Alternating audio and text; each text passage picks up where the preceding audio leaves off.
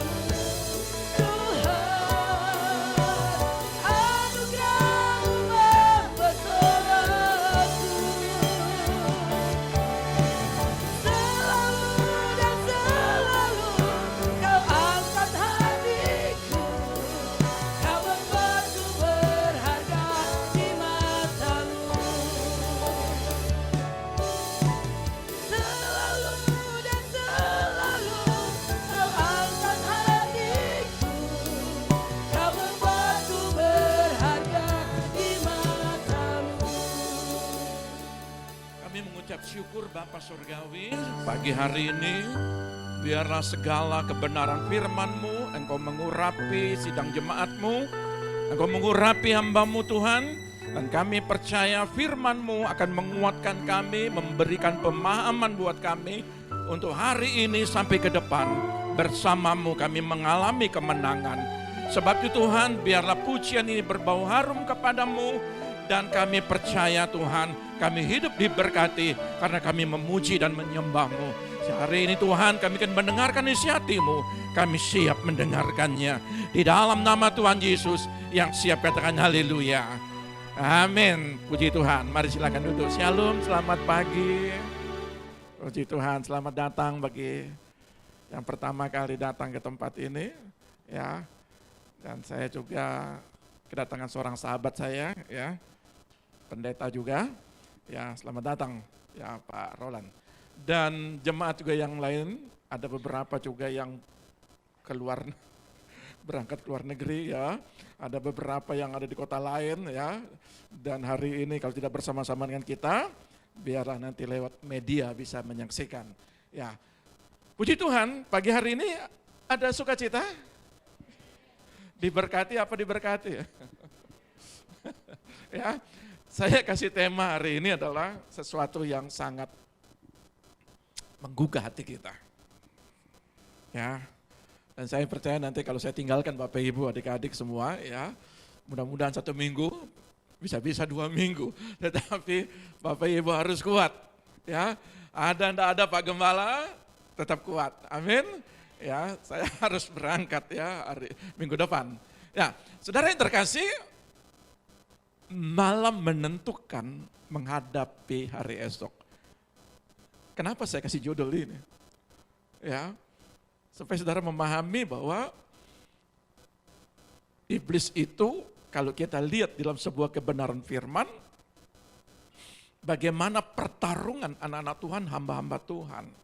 Saudara, saya teringat pada waktu kemarin saya kasih tema tentang bagaimana pemahaman tentang doa malam.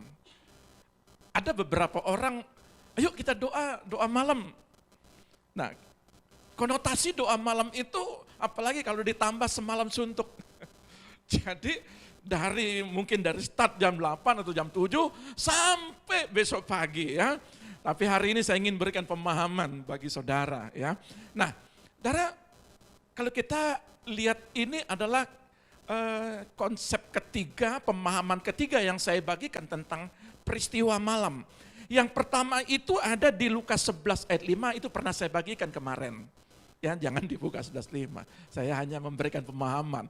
Itu berbicara meminta 3 roti, masih ingat kan? Ya, itu pribadi pada saat malam mengetuk-ngetuk ya, meminta roti. Ya. Yang kedua adalah di penjara Filipi. Ya, itu dalam kisah 16 ayat 25 itu berbicara Rasul Paulus dan sahabatnya ketika dia di penjara memberitakan Injil, ya. Di situ pada malam-malam hari dia berdoa, ya. Nah, tapi hari ini adalah pemahaman yang ketiga, sesi ketiga, ya, season ketiga yang saya ingin bagikan tentang peristiwa malam di Taman Getsemani. Luar biasa. Saudara, saya ingin menjelaskan bagi saudara, apa sih Getsemani? Kita taunya Getsemani.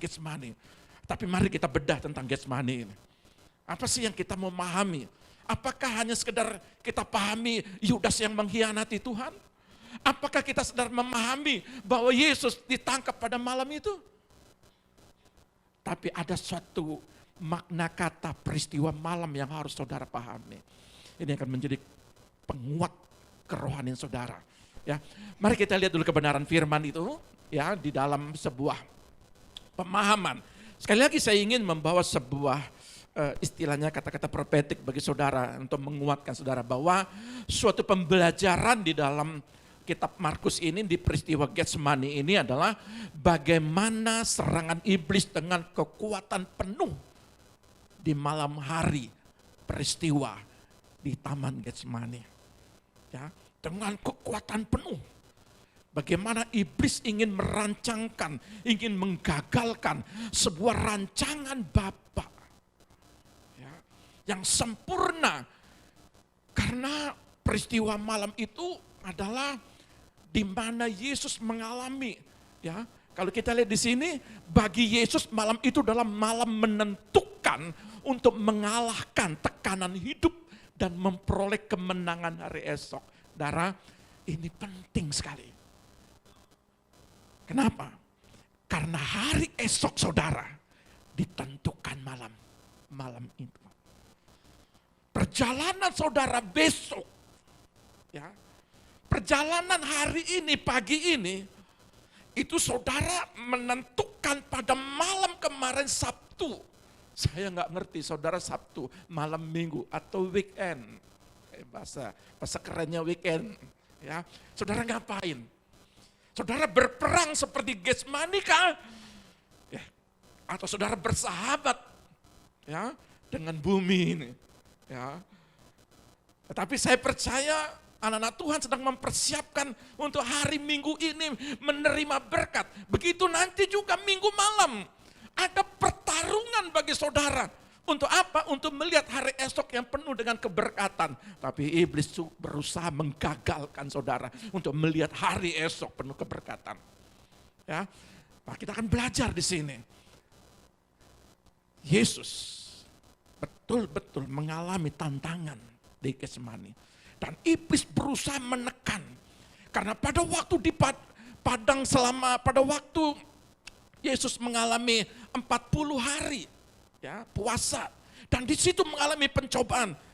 Kalau engkau anak Allah, ubah batu itu menjadi roti. Kalau engkau anak Allah, ayo terjunkan engkau. Di situ akan malaikat akan menatang. Kalau engkau anak Allah, sembah aku akan berikan itu semua dunia. Lalu Yesus bilang, apa? Nyala engkau iblis. Kan? Firman Tuhan berkata, sampai di penghujung dikatakan, nyala engkau iblis. Lalu iblis itu undur.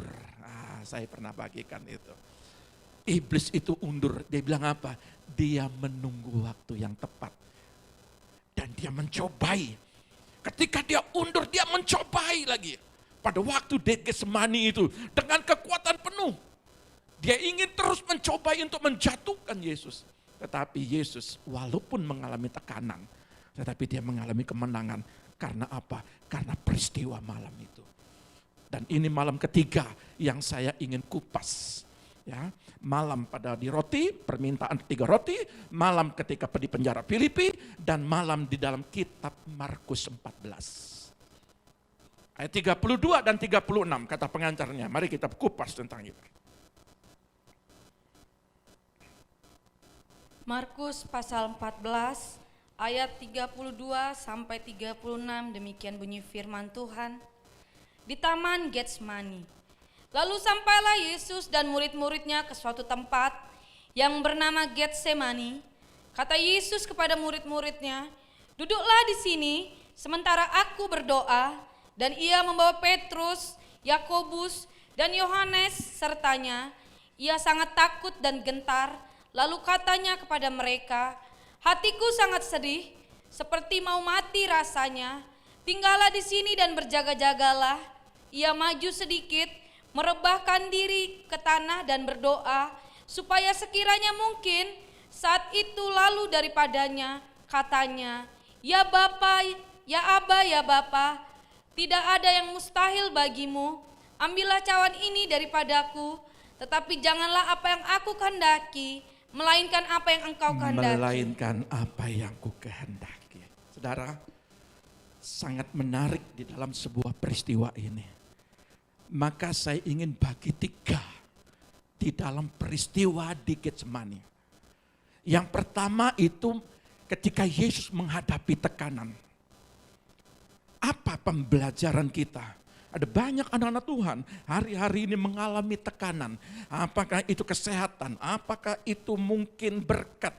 Ya, apakah itu tantangan keluarga? Apakah itu tantangan dalam setiap sisi kehidupan dari hari ke hari? Apa sih tantangan saudara? Malam hari itu Yesus memberikan pemahaman bagi kita untuk menghadapi tantangan-tantangan berikutnya. Ini sebuah pembelajaran berharga. Nah, saudara yang terkasih, Markus 14 ayat 32, di situ dikatakan Getsemani, terdiri dari Get dan Semen. Ya, Semen. Getsemani itu tempat Get itu tempat pemerasan. Kalau di dalam bahasa aslinya itu memang itu tempat pemerasan anggur. Tetapi di Semennya itu berbicara minyak and oil press. Itu tempat pengepresan, itu mungkin dihancurkan, diremukkan. Jadi di Getsemani itu ada yang mesti diremukkan di situ. Siapa yang diremukkan? Itu kan pertanyaannya. Saudara tahu? Di Getsemani ini juga, bagaimana gereja Tuhan harus memahami di dalam sebuah konteks persoalan hidup, di dalam sebuah keadaan, kita lihat apakah persoalan kita itu melebihi persoalan Yesus di Getsemani. Saya percaya tidak ada seujung kuku, tapi Yesus menghadapi. Dan dia katakan begini dalam Markus 14. Ayat 33 itu dikatakan, coba kita lihat ya. Dan ia membawa Petrus, Yakobus dan Yohanes sertanya ia sangat takut dan gentar. Kalau di ayat 32 dikatakan duduklah di sini sementara aku berdoa. Siapa yang dikatakan itu? Saudara, 11 murid. Satu lagi transaksi. Yudas nggak ikut di situ. Yudas lagi hitung-hitung duit mungkin, ya, lagi transaksi dia. Tetapi yang dikatakan duduk kamu di situ itu yang ke-8. Ayat ke-33, ring satunya yang dibawa. Yakobus, Petrus, dan Yohanes. Ini orang-orang terdekatnya, murid-murid terdekatnya dibawa. Apa sih tujuannya? Kenapa 3 pribadi ini dibawa ikut Yesus? Yang 8 kamu duduk di sini. Maka dikatakan yang 3, ayo ikut. Lalu dikatakan di sini, ya, 34, ya, 33 dikatakan ia sangat takut dan gentar. Saudara yang terkasih, kata gentar itu adaimoneo. itu depresi, tekanan, masalah yang besar, masalah yang berat bagi Yesus. Yesus mengalami, apa tujuannya? Supaya ring satu ini melihat, mengamati, merasakan. Saudara, supaya bisa diceritakan bagaimana pengalaman pribadi. Maka itu, kalau saudara punya pengalaman pribadi, kalau saudara punya masalah, saudara harus kuat, saudara harus hadapi. Karena itu menjadi pengalaman pribadimu bersama Tuhan. Ya, dikatakan seperti mau mati rasanya, thanatos. Itu kematian tubuh, pemisahan, kekerasan jiwa dan tubuh yang kehidupannya di bumi itu diakhiri. Yesus merasakan, bahkan dikatakan begini, betapa takut dan gentar. Lalu dia katakan, seperti mau mati rasanya. Saya mau katakan ini kemanusiaan Tuhan. Ya, saya tidak bahas tentang apologet. Kalau bicara apologet nanti lain konteksnya. Apologet itu perdebatan. Ya, perdebatan berbicara, kenapa kok Yesus di Taman Getsemani ini mengalami ketakutan? Bukankah dia Tuhan? Nah, jadi saya tidak jelaskan hari ini. Karena ini Yesus, kalau kita bicara kitab Yohanes, ya, berbicara tentang bagaimana firman menjadi daging. Tapi saya stop dulu di situ, karena nanti akan melebar. Ya. Nah, saudara lihat, seperti mau mati rasanya thanatos.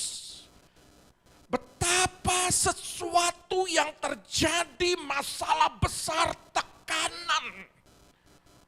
Adakah kita menjumpai hal-hal ini, tekanan hidup? Seperti mau mati rasanya. Tidak kuat. Bertubi-tubi permasalahanmu. Engkau takut, engkau gentar menghadapi sebuah kenyataan. Solusinya adalah Yesus butuh orang yang perlu diceritakan. 3 orang ini. Sekuat-kuatnya orang, dia butuh orang lain untuk berdiskusi. Ya, untuk mencurahkan hatinya. Dan kebetulan ring satunya ini dicurahkan. Kenapa? Pada saat kerisauan, pada saat kegentaran, di situ dia ungkapkan isi hatinya. Saudara, yang kedua adalah jangan biarkan iblis itu berkuasa atasmu. Kalau yang pertama tekanan. Tetapi kalau di dalam ayat ini dikatakan ayat 35 dan 36, coba perhatikan. Ayat 35 dari Markus 14, demikian bunyi firman Tuhan. Ia maju sedikit, merebahkan diri ke tanah, dan berdoa supaya sekiranya mungkin saat itu lalu daripadanya katanya, ya Aba, ya Bapa, tidak ada yang mustahil bagimu, ambillah cawan ini daripadaku, tetapi janganlah apa yang aku kehendaki, melainkan apa yang engkau kehendaki. Saudara lihat, peristiwa ini dia maju sedikit. Jadi 3 orang anggaplah di situ. Yesus memisahkan diri dan dia bersendiri berdoa. Dan dia bicara kepada Bapaknya. Ya Bapa, ya Aba, ya Bapa, tidak ada yang mustahil bagimu. Ambillah cawan ini daripadaku, tetapi janganlah apa yang aku kehendaki, melainkan apa yang engkau kehendaki. Kata merebahkan itu pipto. Kalau di Matius 26 dia sujud. Tapi kalau di dalam bahasa aslinya itu dia tersungkur. Jadi ketika dia mengalami kegalauan hatinya, ketika dia mengalami sesuatu yang terjadi dalam hidupnya, ada orang berdoa mungkin duduk, ada orang berdoa berdiri, boleh. Tetapi pada saat situasi yang begitu hatinya Yesus, sampai dia pipto, dia tersungkur. Dia merebahkan. Apa sih? Apa yang terjadi di malam itu? Apa yang terjadi di Taman Getsemani ini? apa yang terjadi ketika Yesus itu merebahkan? Apa sih yang dialami? Kalau kita lihat di dalam konteks ayat ini, ya, bagaimana Yesus mengalami namanya thanatos. Bagaimana dia mengalami gentar, depresi. Bagaimana dia mengalami seperti mau mati rasanya. Maka kitab Ibrani 5 ayat 7 dan 8 itu bisa menjelaskan situasi itu. Ibrani 5 ayat 7 dan 8. Dalam hidupnya sebagai manusia, ia telah mempersembahkan doa dan permohonan dengan ratap tangis dan keluhan kepada Dia yang sanggup menyelamatkannya dari maut, dan karena kesalehannya ia telah didengarkan. Dan sekalipun ia adalah anak, ia telah belajar menjadi taat dan apa yang telah dideritanya. Saudara, dalam Ibrani 5 ini, doanya didengar. Kalau orang seberang bilang begini, nah ternyata dia nggak disalib. Ini menjadi apologet, perdebatan. Bahwa doa Yesus dijawab. Tetapi saya mau katakan, Yesus yang di kayu salib itu adalah Yesus. Ada yang berkata bukan Yesus. Ayat ini dikatakan ia diselamatkan, ia berdoa. Di dalam Markus pasal 14, dia berdoa. Bapa, lalui ini penderitaan ini. Lalu Ibrani bilang, doanya didengar dan dia diselamatkan. Saya mau katakan begini, kita harus belajar sejarah. Sejarah berkata bahwa sekalipun tidak ada sebuah penjelasan di Alkitab, tetapi sejarah menyatakan pada peristiwa Raja Pontius Pilatus yang disalibkan itu Yesus. Dan digenapi di dalam Alkitab. Jadi tidak ada alasan bagi kita. Siapapun yang berkata yang di kayu salib itu adalah Yesus. Karena ini penting. Ya. Tapi saya tidak mau masuk dalam sebuah perdebatan itu. Saudara lihat. Jadi ratap tangis itu krauge. Itu suara orang berseru. Itu teriak. Saudara lihat. Apa sih konteks hari ini? Ada banyak orang tetapi tidak di sini. Sekali lagi. Tidak ada di sini. Sudah punya masalah. Berdoa 5 menit. Dan itu di dalam hati. Yang penting Tuhan tahu.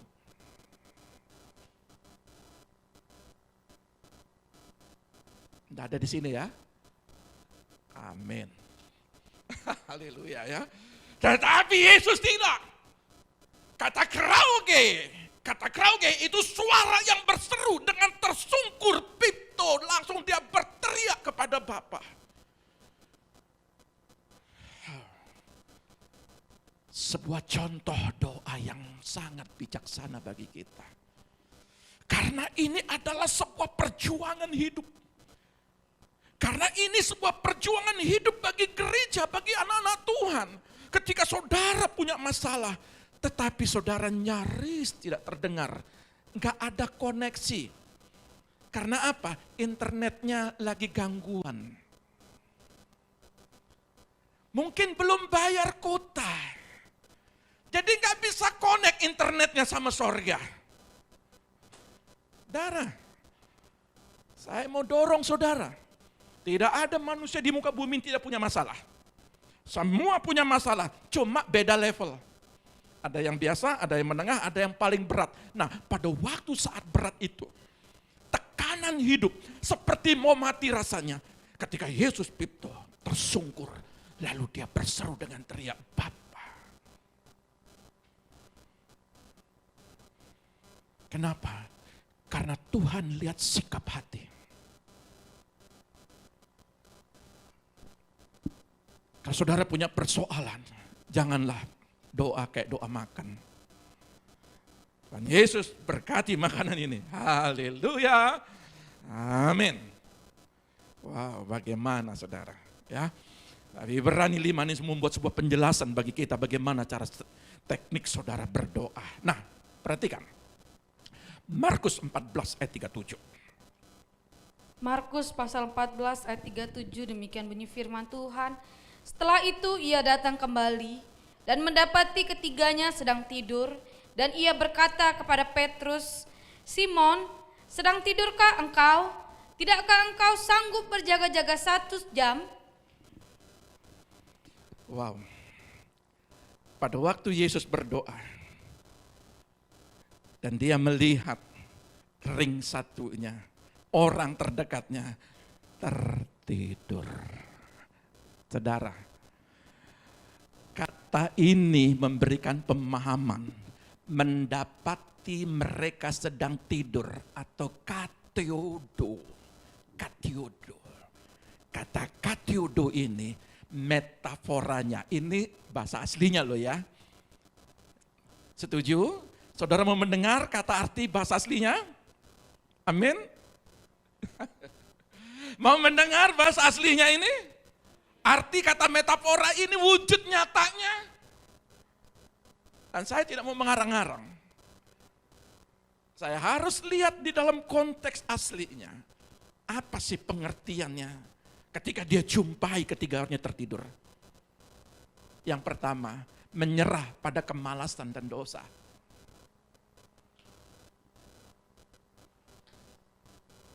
Menyerah. Iblis ingin menghancurkan, tetapi Yesus tidak akan menyerah. Tetapi 3 orang ini, dia menyerah oleh berbagai keadaan. Pertama, karena pada waktu malam dia letih.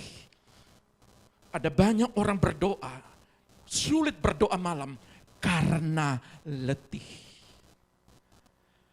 Yang kedua, 3 orang ini, 3 murid Yesus ini, mungkin karena tidak tahu situasi hari esok. Lalu dia menganggap santai hari esok itu. Dia tidak tahu bahwa pada malam itu ada sesuatu peristiwa besar terjadi. Bagaimana Yesus itu memakai, begitu dia mundur, dia mencari waktu yang tepat. 1 muridnya dikuasai iblis. Kenapa? Kalau yang 1 dikuasai iblis, yang 3 tertidur. Beda peristiwa. Tetapi saya mau katakan adalah kata kaitedo ini menyerah pada kemalasan. Karena apa? Itu memang harus didorong dengan semangat, dengan antusias. Apapun yang terjadi. Saudara, doa itu sebuah solusi. Ya. Kalau mau melihat keluargamu, anakmu, suamimu, istrimu di dalam menikmati sebuah janji-janji Tuhan, maka si pemberi janji itu harus digedor. Maka ada Alkitab berkata, ketika engkau mencari, engkau menemukan, ketika engkau mengetuk, maka aku bukakan, ketika engkau meminta, engkau mendapatkan. Betul kan? Kalau enggak ketok, enggak cari, enggak minta, bagaimana saudara? Yang kedua metaforanya, acuh tak acuh terhadap keselamatan diri sendiri. Atau seseorang. Bagaimana mungkin aku berdoa buat orang lain, untuk diriku sendiri aja. Aku tidur. Kan begitu? Kenapa? Kalau saudara nanti lihat konteks terakhir di atas kayu salib. Saudara lihat, tidakkah kamu sanggup berjaga-jaga 1 jam dengan aku? Yesus tuh mengajak 3 muridnya, ayo. Yesus sendiri ajak orang. Enggak 1, 3 diajak sama-sama. Yesus melatih 3 orang ini. Untuk apa? Untuk dia juga melatih. Untuk memuridkan. Ketika dia menjadi rasul, maka dia akan memuridkan. Saudara, mau berkata kepada anak-anak, nak berdoa. Nak baca firman. Pertanyaannya, Yesus berdoa enggak? Halo? Yesus berdoa apa tidak? Jika Yesus berdoa, maka tidak ada alasan untuk dia tidak mengajak 3 muridnya. Maka muridnya akan melihat, oh guruku, rabiku berdoa, maka aku berdoa. Oh papa mama, haleluya, berdoa. Maka ketika aku disuruh berdoa, aku pasti berdoa. Tapi di sini semua berdoa, haleluya. Amin, amin. Ya, hanya saudara dan Tuhan yang tahu. Ya, tidakkah kamu sanggup berjaga-jaga 1 jam dengan aku, saudara? Ya.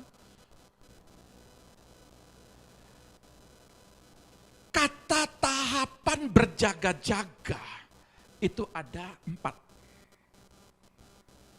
Saya bagi jadi 4. Jadi kalau doa malam, bukan berarti boleh-boleh saja dari matahari terbenam sampai matahari terbit, dari jam 6 sore sampai jam 6 pagi.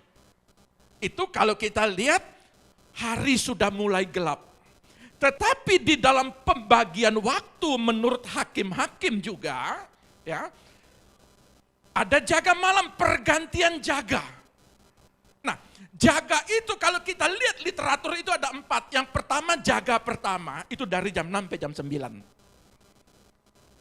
Jaga kedua dari jam 9 sampai jam 12 malam. Dari jam 12, jaga ketiga sampai jam 3, itu kalau kita bilang dini hari. Ya, sudah mulai pagi. Dari jam 3 sampai jam 6 itu pagi. Lalu kita lakukan yang mana dari 4 ini?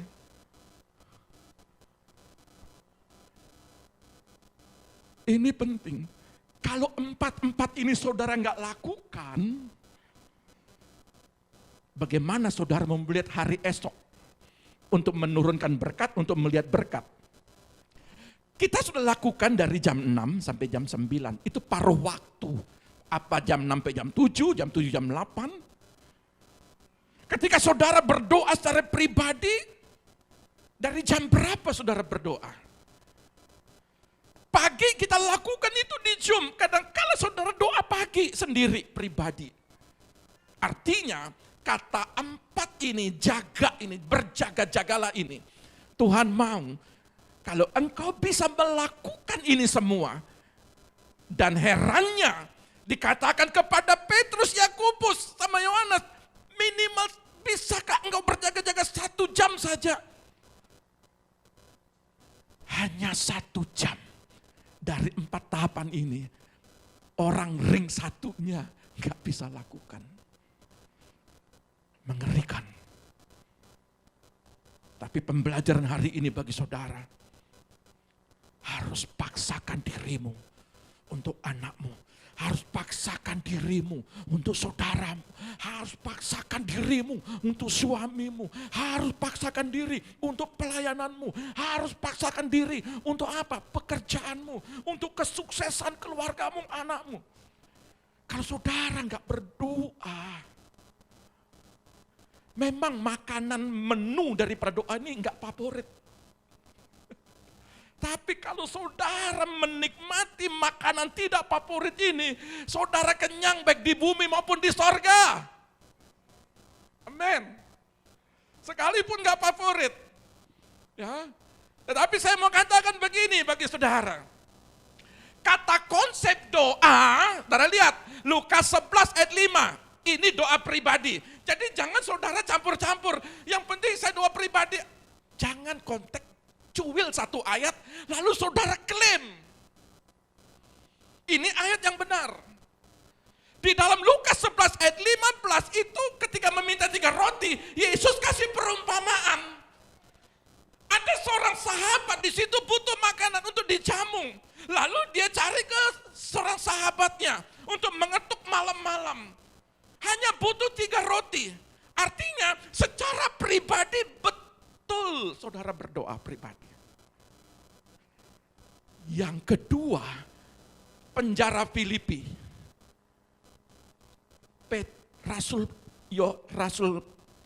Paulus dan Silas itu berdoa pada waktu dia ada di penjara, pada waktu kakinya dipasung, dirantai lagi.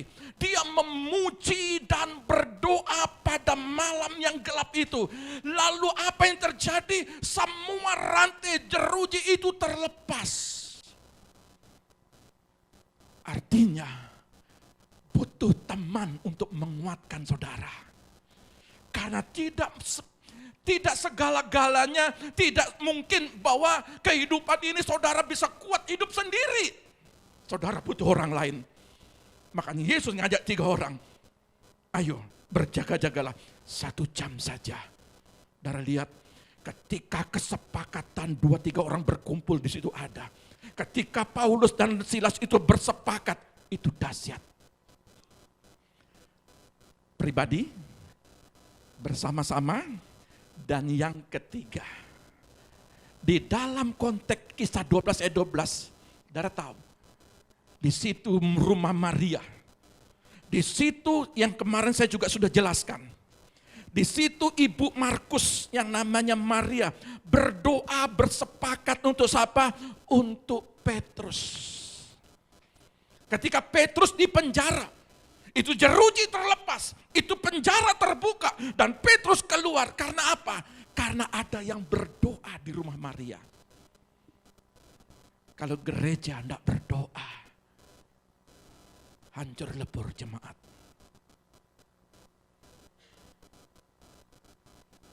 Kalau keluarga tidak berdoa, hancur leburlah anak-anak.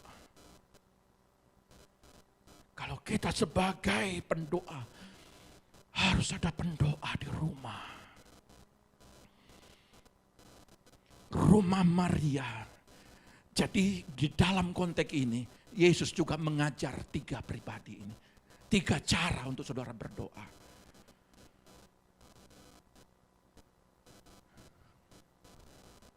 Markus 14 ayat 38. Markus pasal 14 ayat 38 sampai 41, demikian bunyi firman Tuhan. Berjaga-jagalah dan berdoalah. Berjaga-jagalah dan berdoalah. Pada waktu dia tidur, Yesus katakan kepada 3 pribadi ini. Supaya kamu jangan jatuh ke dalam pencobaan. Roh memang penurut, tetapi daging lemah. Lalu ia pergi lagi dan mengucapkan doa yang itu juga. Dan ketika ia kembali pula, ia mendapati mereka sedang tidur, sebab mata mereka sudah berat, dan mereka tidak tahu jawab apa yang harus mereka berikan kepadanya. Kemudian ia kembali untuk ketiga kalinya, dan berkata kepada mereka, tidurlah sekarang dan istirahatlah, cukuplah, saatnya sudah tiba, lihat anak manusia diserahkan ke tangan orang-orang berdosa. Saudara, kata berjaga-jaga, Gregorio. Kata berjaga-jaga itu yang pertama aktif, selalu berhati-hati. Aktif, selalu berhati-hati. Waspada dalam setiap keadaan. Ketika saudara berjaga-jaga pada malam saudara berdoa, esok itu saudara lihat, yang tidak kelihatan itu, karena saudara sudah berdoa, itu saudara diberi hikmat pengertian apa yang saudara lakukan di hari esok. Ya, banyak orang melakukan bisnis usaha, dia tidak dahulukan dengan doa. Maka ketika dia mengalami kerugian, lalu dia, Tuhan, kenapa Engkau tidak memberkati? Kenapa tempat ini enggak bagus? Kenapa tempat ini tidak membawa berkat? Tuhan, ketika aku melayani tempat ini, kenapa pelayananku tidak berhasil? Saudara tahu? Setiap saudara melangkah, lakukan di dalam doa. Aktif, selalu berhati-hati. Yang kedua adalah perhatian penuh dan penjagaan yang ketat dalam konteks bahasa aslinya. Arti kata saudara berjaga-jaga, itu perhatian penuh, fokus. Saya mau bilang, tolonglah kau fokus. Kalau enggak fokus,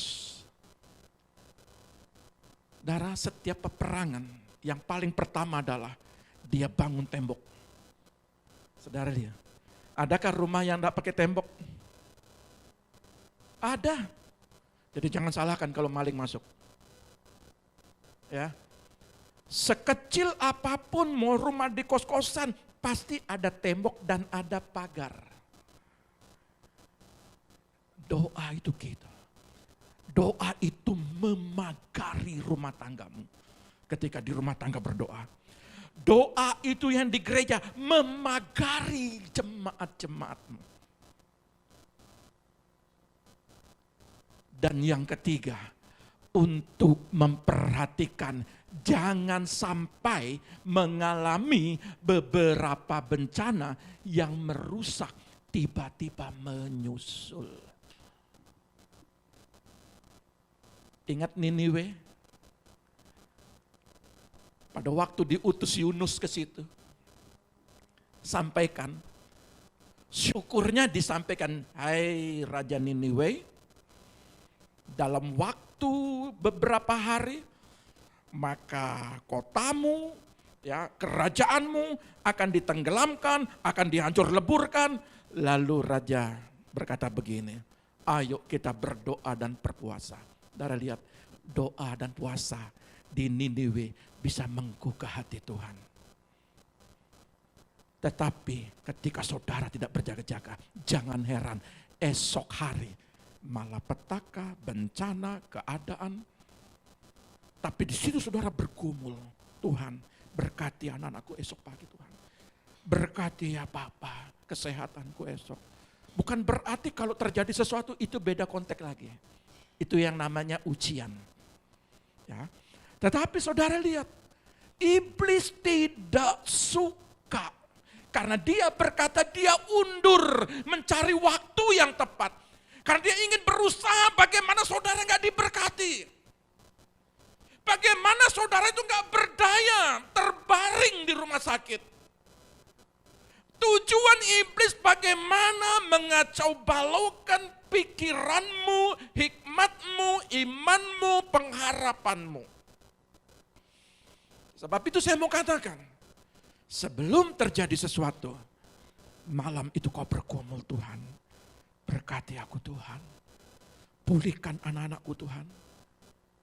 Kalau terjadi anak-anak mengalami sesuatu hari ini yang tidak sesuai dengan hatimu, betullah, tersungkurlah di hadapan Tuhan. Engkau berseru kepada Tuhan. Makanya dikatakan ini, begitu dia datang kedua kalinya, dia masih tertidur. Kenapa? Karena beratnya ngantuk. Dia lebih berat dengan mata mengantuk daripada Tuhan yang datang. Sampai dia bilang begitu ayatnya, mau ngomong apa lagi? Tuhan harus ngerti, aku letih Tuhan. Tuhan harus ngerti, capek Tuhan, persoalan demi persoalan. Aku sudah berdoa Tuhan, tidak berubah-berubah suamiku Tuhan. Aku sudah berdoa, tidak berubah-berubah anak-anakku Tuhan. Aku sudah berdoa berkatku tidak kelihatan Tuhan. Ya sudah Tuhan, lebih baik mataku berat Tuhan. Daripada duduk berdoa, lebih baik aku tidur Tuhan. Halo, jangan biarkan rohmu ketidur. Roh tertidur itu membuat hal yang tidak baik. Tubuh boleh tidur karena itu harus kesehatan. Betul? Harus sehat ya, betul? Makanya saya bagi 4. Manakala engkau berdoa, kalau engkau letih umpamanya biasanya orang letih itu dari jam 12 sampai jam 3. Itu zaman-zamannya istirahat biasanya begitu. Tapi sering kali Tuhan bangunkan kami itu tadi malam itu jam 2 dibangunkan. Gak bisa tidur, oke saya duduk, saya berdoa. Ini jalan firman itu, langsung saya ambil laptop, ada yang saya rubah. Dan Tuhan selalu sering kali berdoa. Itu di tahap ketiga, jaga 3. Kenapa? Karena Tuhan sedang berbicara. Sampai kami gak bisa tidur, akhirnya ya sudah. Saya coba bersang tidur, saya tahu istri saya bangun. Tapi saya berusaha untuk tidur supaya minimal terlentang itu supaya otot-otot bisa. Tapi itu firman itu dia jalan. Darah lihat, tubuh boleh tidur, tapi roh tetap connect sama sorga. Amin. Karena di situ banyak rahasia yang dibukakan. Banyak rahasia yang akan diberikan. Tuhan ingin berbicara dari 4 tahap itu. Mungkin hari ini jam 6 saudara datang berdoa di tempat ini. Mulai dari Selasa, Rabu, Kamis, Jumat, Sabtu. Gak ada hari cuti kita ini. Doa terus. Kenapa? Karena saya tahu Tuhan setiap malam aku akan berperang. Untuk apa? Mengalahkan iblis kepada jemaat-jemaatku. Aku ingin terus berperang Tuhan. Sekalipun yang, ini mohon maaf ya. Tidak menyinggung, tidak. Boleh, itu hak saudara. Karena apa? Karena mungkin saudara lagi tertidur karena letih. Karena mungkin saudara jauh, takut gelap. Mungkin saudara melihat keadaan kendaraan mungkin, kalau kita lihat kan banyak yang jauh-jauh. Seperti jemaat kita ada yang di Tabanan. Kan tidak mungkin datang malam-malam ke sini. Ya, ada yang di Ubung, itu baru juga di situ. Ya, mungkin tidak bisa datang. Tapi berdoalah di rumah. Dan kami berdoa buat saudara. Di rumah Maria ini. Kami berdoa. Di Bait Tuhan ini berdoa bagi saudara. Ya, dan saya percaya doa itu akan melepaskan belenggu-belenggu di rumahmu. Doa itu akan membuka pintu-pintu sorga. Membuka pintu-pintu berkat. Membuka segala kesehatan-kesehatan itu terjadi bagi jemaat-jemaat. Bagi kami adalah kami punya beban bagi saudara. Amin. Haleluya. Nah, saudara lihat. Ketiga, malam itu iblis dengan kekuatan penuh ingin menaklukkan. Nah, Markus 14 ayat 43.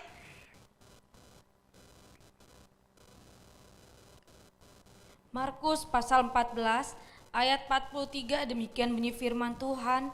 Waktu Yesus masih berbicara, muncullah Yudas, salah seorang dari ke-12 murid itu, dan bersama-sama dia serombongan orang yang membawa pedang dan pentung, disuruh oleh imam-imam kepala, ahli-ahli Taurat, dan tua-tua. Saudara, saya minta izin sebagai saudara, mungkin bukan karena banyaknya ayat. Tapi kita harus mengerti, karena di dalam Markus 14 ini ada kata serombongan orang. Kita mesti jelaskan dulu, siapa serombongan orang ini? Yohanes 18 ayat 3. Yohanes pasal 18 ayat 3, demikian bunyi firman Tuhan. Maka datanglah Yudas juga ke situ dengan sepasukan. Berarti serombongan orang itu sepasukan prajurit dan penjaga-penjaga bait Allah yang disuruh oleh imam-imam kepala dan orang-orang Farisi, lengkap dengan lentera, suluh, suluh itu obor, dan senjata. Tiga. Saudara lihat, kata sekumpulan orang, pasukan, ini kalau dalam konteks bahasa aslinya itu spirah. 1/10 dari legion Romawi, berarti yang di Getsemani itu 600 pasukan. Hanya satu Yesus. 600 pasukan mengepung Yesus. Artinya apa? Tidak ada jalan. Mungkin hari-hari ini persoalan mengepung dirimu. Enggak anak, enggak rumah tangga, enggak penyakit, enggak masalah ekonomi. Mengepung dirimu. Tapi apa yang Yesus lakukan? Spirah. Bawa obor. Jadi Getsemani yang gelap gulita itu terang benderang. 600 bawa lentera, itu bawa lampu template itu, lentera. Model dulu kan saya nggak begitu paham bagaimana bentuknya ya. Habis itu bawa lagi suluh obor, hanya untuk melihat. Darah lihat.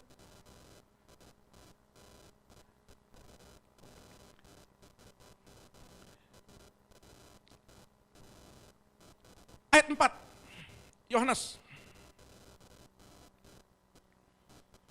18 ayat 4. Yohanes pasal 18 ayat 4 sampai 8, demikian bunyi firman Tuhan. Maka Yesus yang tahu semua yang akan menimpa dirinya maju ke depan dan berkata kepada mereka. Perhatikan baik-baik. siapakah yang kamu cari? Siapakah yang kamu cari? Jawab mereka, Jawab mereka. Yesus dari Nazaret. Terus Katanya kepada mereka, ingat kata Yesus kepada mereka. akulah dia. Akulah dia. Yudas yang mengkhianati dia berdiri juga di situ bersama-sama mereka. Terus Ketika ia berkata kepada mereka, akulah dia, kedua kali, akulah dia. mundurlah mereka dan jatuh ke tanah. Mereka jatuh ke tanah. Coba lihat, kekuatan kedahsyatan Yesus itu bisa menjatuhkan mereka. Tapi apa yang Yesus lakukan? Dia mau menggenapi firman. Makanya dikatakan, Tuhan sekiranya lalui cawan ini, tapi kalau bukan kehendakku, tetapi kehendakmu. Satu malaikat bisa dikirim itu bablas 600 pasukan. Tapi Yesus tidak lakukan itu. Dia tidak menghindari persoalan. Saya mau katakan kepada gereja Tuhan, hadapi persoalanmu. Jangan lari. Hadapi. Terus. Ayat 7, maka ia bertanya pula, siapakah yang kamu cari? Kata mereka, Yesus dari Nazaret. Jawab Yesus untuk ketiga kalinya. Telah kukatakan Aku kepadamu, katakan kepadamu. akulah dia. Aku dia. Jika aku yang kamu cari, biarkanlah mereka ini pergi. Saya mau katakan kepada saudara, semakin besar persoalanmu, semakin bagus.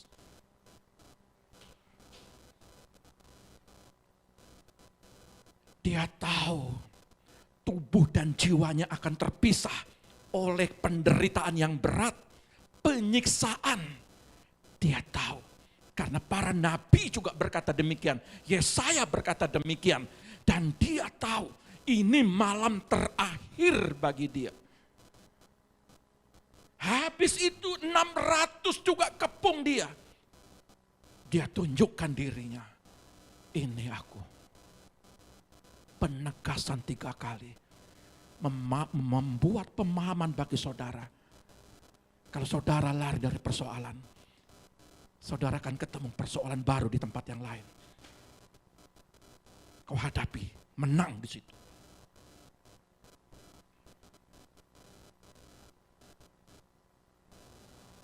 Akulah dia. 3 kali dia katakan, akulah dia. Akulah dia.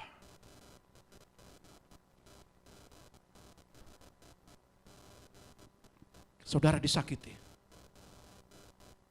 Siapa yang mengampuni? Kamulah yang mengampuni. Tapi Yesus ngajar ya. Akulah. Akulah yang salah. Akulah yang akan memaafkan lebih dahulu.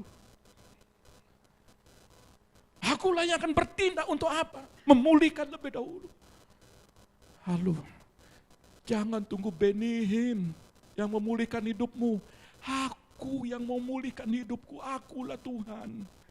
Akulah Tuhan yang harus dipulihkan. Jangan saling menyalahkan. Belajar seperti Yesus menghadapi. Akulah dia. Saudara lihat, iblis berusaha untuk menggagalkan, menekan. Supaya apa? Supaya Yesus lari. Tidak. Ini aku. Akulah. Saudara tahu.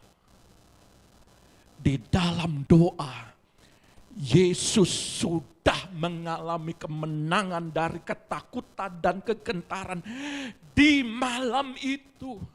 Jadi malam ketika saudara berdoa, sesungguhnya itu kemenanganmu. Engkau menang di malam itu, kau berdoa. Untuk apa? Hari esok. Kita tunggu lihat bagaimana jawaban. Sedih. Kalau anakmu terhilang tuh sedih kami. Tapi saya mau katakan, Tuhan, satu jiwa itu berharga buat saya. Saya mau katakan kepada saudara, kalau saudara tidak ambil bagian untuk masuk dalam dimensi seperti Yesus lakukan, dia berseru dan berdoa 3 kali. Bapa, Kiranya ini Tuhan, cawan ini Bapa. Kalau memang ini kehendak-Mu, biarlah Tuhan kehendak-Mu. Bukan kehendak-Ku. Dia ingin meyakinkan dirinya, aku kuat. Dia ingin memperkatakan kepada iblis, ubah batu itu jadi roti. Tidak, firman Allah berkata. Sampai 3 kali juga berkata, prajurit berkata, mana Yesus dari Nazaret? Pada waktu roti, batu dirubah jadi roti, dia tidak mau melakukan. Yang kedua itu dia bilang begini, mana Yesus dari Nazaret? Ini aku. 3 kali di gunung itu, pencobaan 40 hari, dan 3 kali di Taman Getsemani. Dia mau menggenapi firman. Untuk apa? Karena untuk saudara.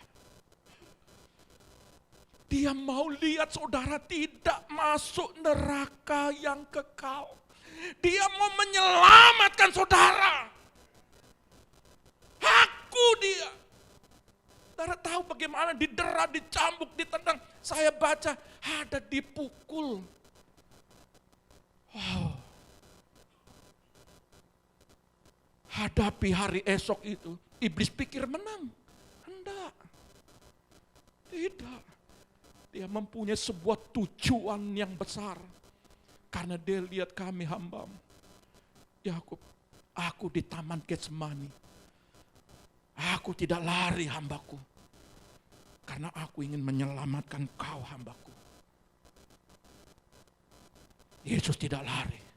Karena ingin menyelamatkan saudara.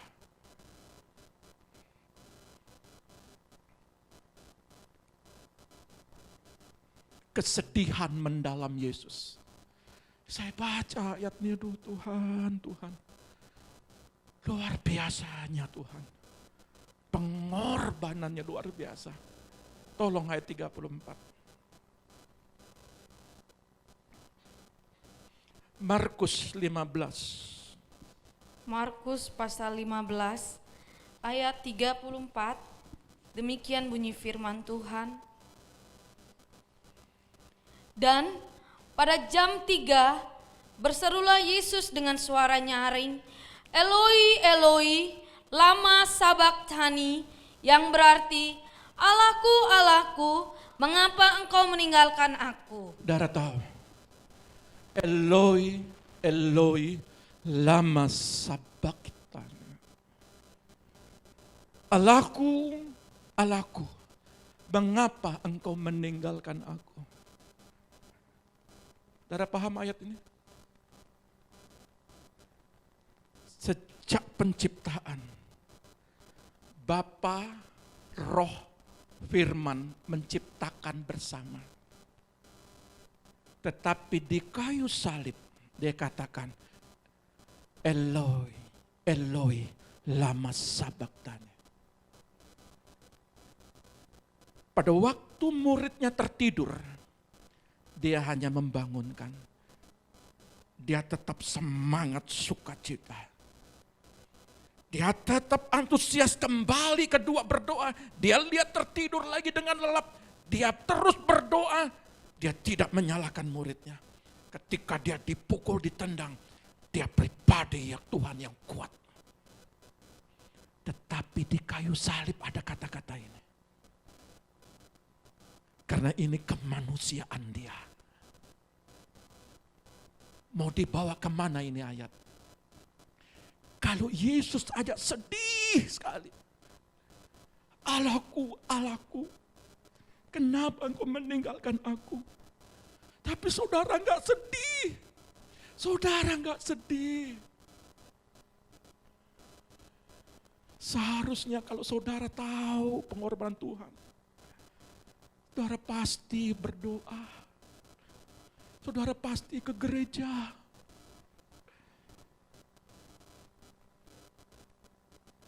Yesus sedih berpisah dengan Allah. Tapi kita berpisah dengan hadiratnya, kita fine-fine. Eloi, Eloi, lama sabachthani. Allahku, jangan tinggalkan aku. Bapakmu sampai hari ini rindu membangun hadirat dengan kau. Tapi hati kita tertidur, kita biasa Tuhan. Kita nggak merasa sedih ketemu Tuhan. Kita tidak merasa sedih kalau kita berpisah hanya 1 jam saja.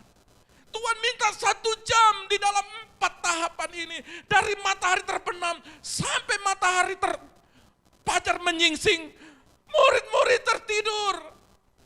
Betapa sedihnya Yesus melihat. Tapi Yesus tidak melakukan itu. Tetapi di atas kayu salib dia berpisah dengan Allahnya, dia sedih. Gereja, jangan kau tinggalkan ibadahmu. Jangan kau tinggalkan hubunganmu. Jangan. Jangan biasa. Jangan hati ini seperti biasa. Kalau engkau berpisah sama Tuhan, itu perasaan yang mendalam ketika kita tidak berjumpa. Darah, di dalam 1 bulan ada 4 minggu. Dan kebetulan 5 minggu makanya kita pakai baju. Ya, to be the light. Be the light. Jadilah terang. Minggu kelima. Ada 5 minggu. Puji Tuhan kalau 5 minggu ini saudara bisa berhubungan. Kalau enggak bisa ya 4, enggak bisa ya 3, enggak bisa ya 2. Jangan sampai berminggu-minggu. Izinkan saya bicara seperti ini. Eloi, Eloi, lama sabachthani. Jangan tinggalkan aku. Jangan tinggalkan Yesus 1 jam saja. Jangan tinggalkan dia. Tuhan minta 1 jam dari 4 tahapan ini. Lakukanlah di rumah mulai hari ini. Saudara yang belum melakukan, lakukanlah di rumah. Bangunlah hubungan. Karena peperangan malam itu untuk menentukanmu hari esok. Amin. Markus 15 ayat 37. Markus pasal 15 ayat 37, demikian bunyi firman Tuhan. Lalu berserulah Yesus dengan suara nyaring dan menyerahkan nyawanya. Kalau kita melihat dalam ayat ini, Yohanes 19 ayat 30, menyerahkan nyawanya, dia berseru. Tapi Yohanes 19 ayat 30 sangat membantu kita. Tolong. Yohanes pasal 19 ayat 30, demikian bunyi firman Tuhan.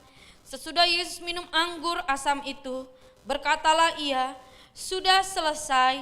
Lalu ia menundukkan kepalanya dan menyerahkan nyawanya. Karena malam itu dia menang. Dia menyelesaikan dengan baik hari esok. Kalau saudara menang pada malam itu, pergumulanmu, maka hari esok Tuhan katakan, sudah selesai. Aku yang bertanggung jawab kepada anak-anakmu. Aku yang bertanggung jawab dalam pelayananmu. Aku yang bertanggung jawab dalam kesehatanmu. Aku yang bertanggung jawab kepada masa depan keluargamu. Sudah selesai. Sudah selesai. Sudah selesai. Kemenangan hari esok atas iblis dimulai dari malam Yesus itu berdoa. Saya mau katakan, perhatikan baik-baik pentingnya saudara berdoa. Apakah itu di dalam meminta 3 roti? Apakah itu di penjara Filipi dengan temanmu? Ataukah di rumah Maria di tempat ini? Yang penting 3-3 saudara lakukan. Tapi kalau 3-3 kau lakukan, puji Tuhan. Kalau tidak bisa 3-3, minimal minta roti, 3 roti itu. Yang 2 tidak, apalagi ini, waduh jangan tidak. Niatkan, bangun pagi sebelum fajar menyingsing, bangunkan dia fajar. Engkau masuk dalam doa, praise the Lord. Puji Tuhan, berkati perjalanan hidupku. Itu paruh keempat, tahapan keempat. Amin. Tuhan Yesus memberkati kita. Haleluya. Maukah pelajaran ini kita lakukan? Amin. Tuhan Yesus memberkati kita. Mari kita datang kepada Tuhan. Enggak ada yang merasa terhakimi ya. Ini adalah pembelajaran. Ya. Saya ingin memberkati saudara.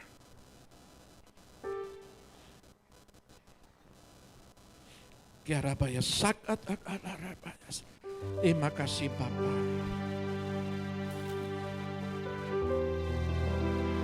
Praise the Lord Jesus.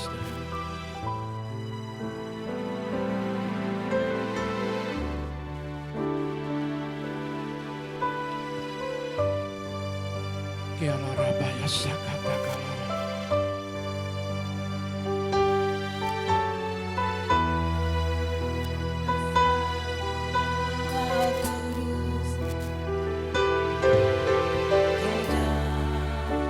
Pemilik hidup, Yesus Kristus Tuhan. Praise the Lord. Sujud di dekat tatamu, taklukkan seluruh hidupku dalam tanganmu penebus, Yesus Kristus Tuhan.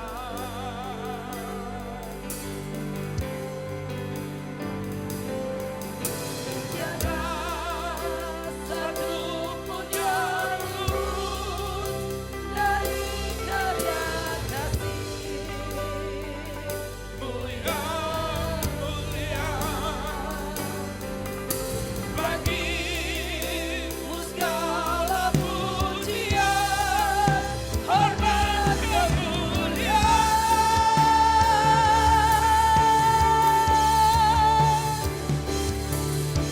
Engkau Tuhan ku tinggikan, yang bangkit dan menang, Yesus Kristus Tuhan. Raja mulia dan luhur, berkorban bagiku.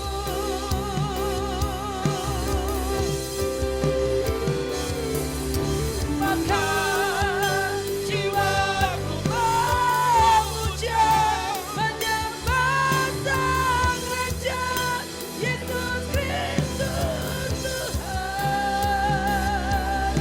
Kekal sempurna kuasa-Mu, agunglah karya-Mu. Yesus Kristus Tuhan. Saya rindu dengan suaramu. Saya rindu kau menyanyikan sebuah pujian ini dengan ungkapan isi hatimu. Bahwa engkaulah Rajaku yang patut ku sembah, patut ku puji. Ku pandang kemuliaan Lihatlah kemuliaan Tuhan ada di sekelilingmu. Imam besar Maha aku, Kaulah pemilik hidupku, Yesus Kristus Tuhan.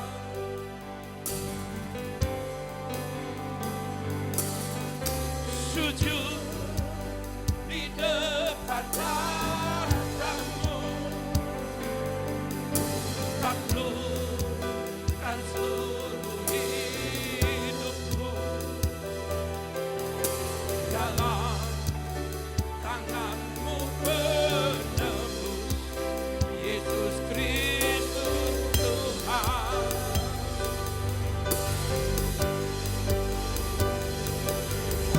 Tiada satu pun yang luput dari karya kasih. Mulia, mulia bagi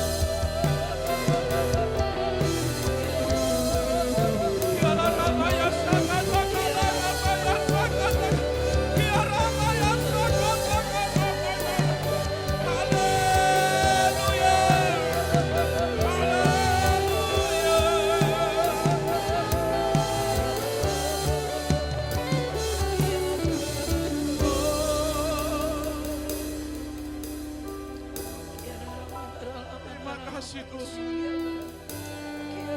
Biarlah Rabaya Sakatakalala.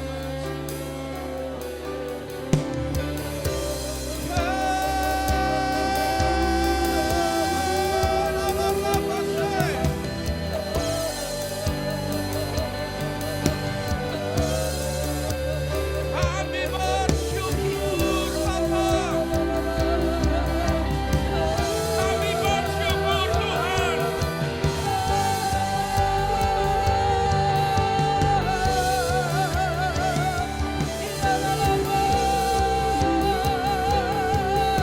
Ampuni kami, ampuni kami. Pulihkan Tuhan.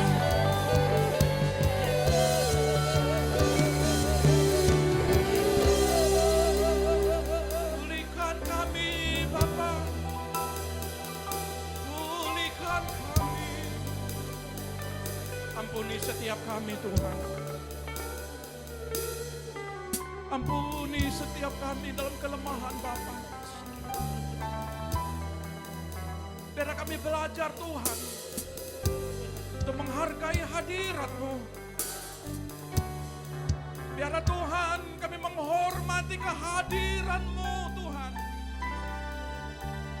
Kami menghargai pengorbanan-Mu Tuhan. Engkau berkorban bagi kami. Engkau berkorban bagi kami Tuhan. Kalarabashe nalarampu. Karabashe.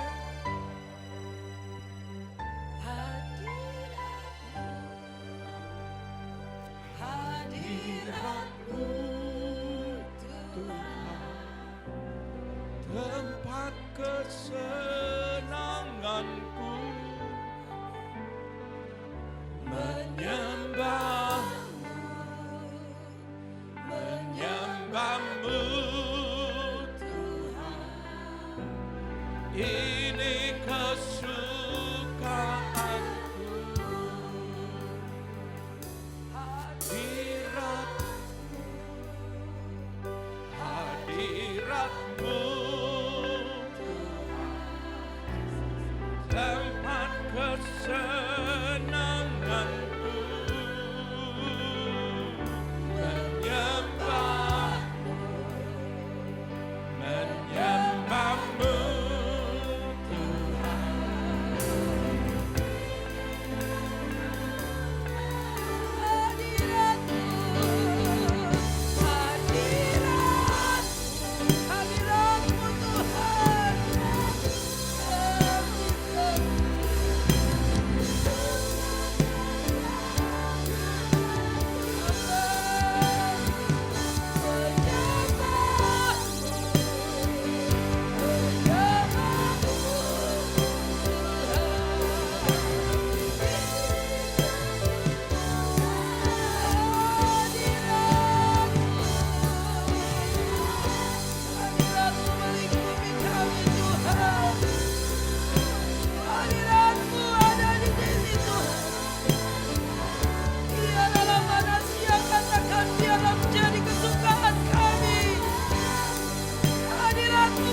Kesukaan kami Tuhan.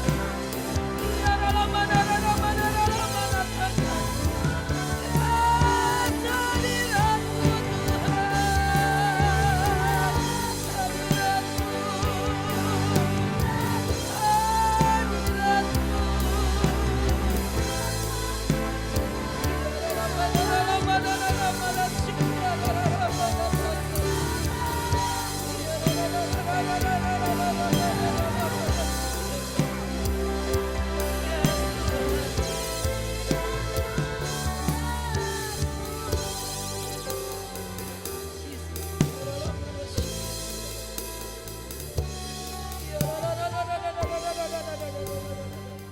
Kami kagum akan perbuatan-Mu.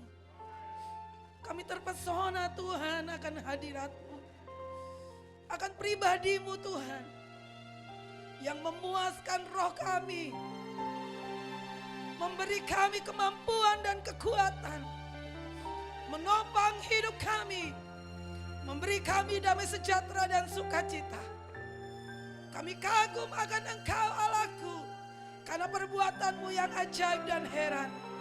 Kami mengucap syukur, kami percaya setiap umat-Mu dilawat oleh hadirat-Mu.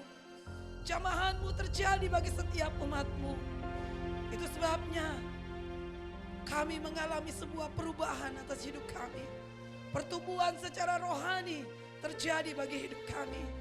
Dan kami boleh menang, bahkan kami menjadi seorang pemenang. Terima kasih Roh Kudus, terima kasih Allahku yang baik. Kami mengucap syukur pagi hari ini. Yang diberkati katakan haleluya. Amin. Siapa yang diberkati?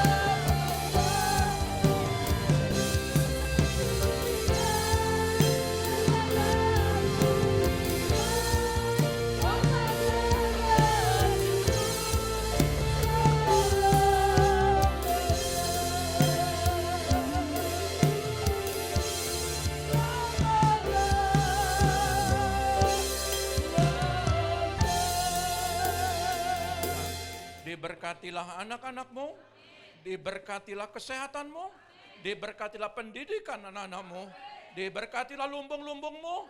Apa yang kau kerjakan lewat tanganmu akan dibuat berhasil. Setiap kakimu melangkah, Tuhan akan selalu menuntunnya. Diberkati engkau di bumi, diberkati engkau di sorga. Dalam nama Bapa, Putra dan Roh Kudus, di dalam nama Tuhan Yesus. Yang diberkati Tuhan katakan haleluya. Haleluya. Tuhan Yesus memberkati.